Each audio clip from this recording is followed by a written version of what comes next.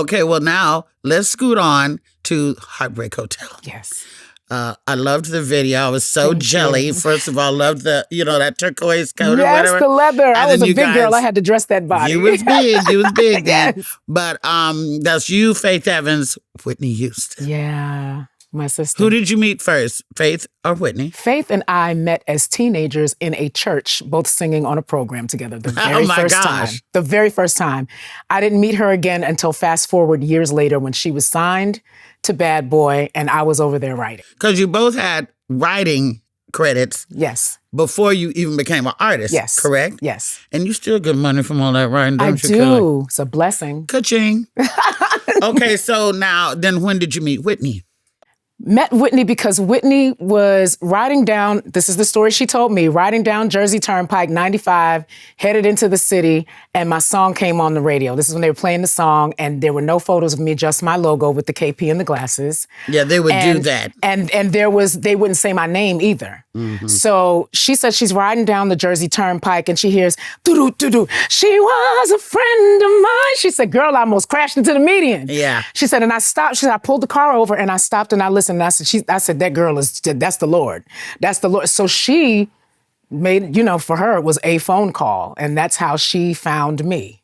Well, how did the three of you decide to get together on this song, do this video, and let me check my stats. Yes. You want to give me the stats on what happened with, let me see.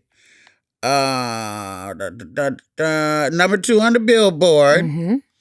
And you guys were in the studio together. Did you record on the same day? Were you together? Did. You did? We did. Whitney put it all together. It was her idea for us to do the song together. We went out to her Jersey mansion. She had another property on the land, mm-hmm. A second house, which she completely gutted and turned into a studio. And so it had little artist suites in there. So we all came, brought our glam with us. She had cameras rolling that day so that she could archive everything. Faith had a suite, Whitney had a suite, I had a suite. We got all dolled up, came out, recorded the song that day. And there are lots of pictures. I need photos. I'm like, where's that footage? It's somewhere. If you're out there and you have that footage. Ulysses, we need the footage. Hey, we need Ulysses, the footage. we need the footage. Yes. We need the footage, we need babe, the footage. Behind the scenes. Yes, yes. So, let's just fast forward a little bit till we can get out of the Whitney chapter. Yes. I was supposed to be at that party. You were supposed Jason to be. Lee had invited me, Mm-hmm. and I didn't go.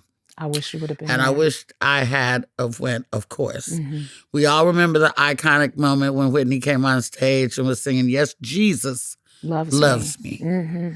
To you. I was so surprised because I would have never asked her to get on stage. I wouldn't have put her in that position. Yeah, and then Whitney's so crazy. She sang, "Yes, Jesus loves me," and had a fight with a chick the same night.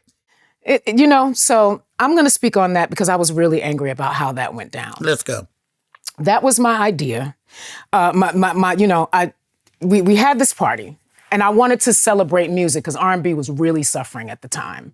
And rather than it be about me, I wanted to celebrate the genre. Right. It was for the love of R&B. For the love of R&B. Party. Right. So Stacey Francis wanted to be a part of it. She wanted to sing. I knew her, I didn't know her well, but I knew her from back home in New York. She did Broadway, that kind of thing. She worked with a lot of people that I knew back home.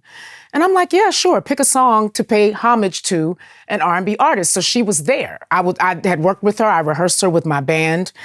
So whatever was going on, for whatever it was she tried to say was happening with Ray J, whatever the case may be, what I do know is that I had a section for Whitney. Whitney didn't want to be in the section. She said, I'm staying with you tonight. Was Ray J with her that night? Ray J was there, yes. And so... Did they seem like a loving couple? Yeah. I didn't see anything weird. I didn't see anything that was off. Actually, low-key, I thought it was kind of super hot. That, Ray J finally had him a grown-ass woman. Yeah, a real And then Whitney woman. was like trying to get her little swerve on. Yeah. I thought it was cute. Yeah, I thought it was amazing. But then, we just don't know. So this fight did not happen. There was never any physical interaction. That's there was blood on her leg. But what I can tell you, there was red wine. No. It didn't look like red wine. I promise you it was red wine. Okay. I promise you it was red wine. She never even, I had a whole section for her secured out. She never went to the section. She said, I'm going to stay with you. I was in the cut of the stage in the back. Yeah. with a chair and with a velvet rope between me, the stage, and the wall. She stayed there with me all night. That's the reason why when she came to the stage, she was so close. She came right from the backside of the stage on the ground.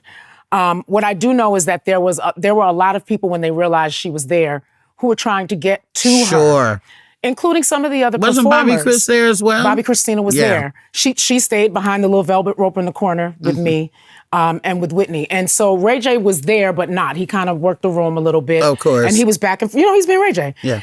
Back and forth, but they stayed with me in the corner. Her security was there.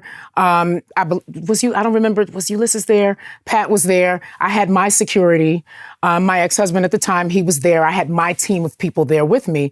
So we stayed in the corner, and she literally stayed back there and cheered every singer on all night long, the people that she had never heard of before.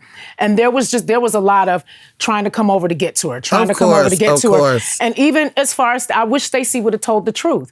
She kept coming over, Whitney, you remember me? You remember me? And Whitney literally was like, who is that? Who is that? And I'm saying, she's one of the performers tonight. Don't worry, we'll be okay. So I was aware that she kept trying to get to her.